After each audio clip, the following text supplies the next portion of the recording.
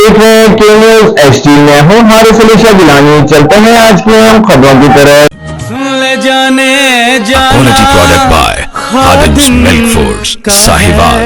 जमाना। ताजा तरीन खबरों के लिए हमारे साथ रहिए। सुथरा पंजाब के अफसरों और ठेकेदारों का गठजोड़, वर्करों का इस्तेहसाल उरूज पर, वर्करों का कोई पुरसाने हाल नहीं। फौरी दाद रसी का मुतालबा। सुथरा पंजाब प्रोग्राम के वर्कर्स ने तनख्वाहों में मुबैना कटौतियों और दीगर मसाइल के खिलाफ शदीद एहतजाज करते हुए वजीर आला पंजाब से फौरी नोटिस लेने का मुतालबा किया है।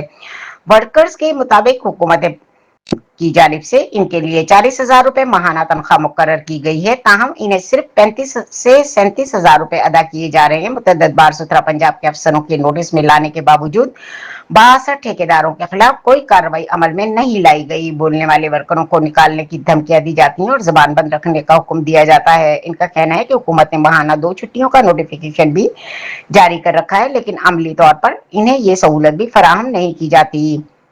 वर्कर्स ने इल्जाम आयद किया है कि अगर कोई मुलाजिम छुट्टी करता है तो इससे फी छुट्टी 1500 रुपए काटे जाते हैं, जबकि इनकी यौमिया उजरत तकरीबन 1200 रुपए बनती है।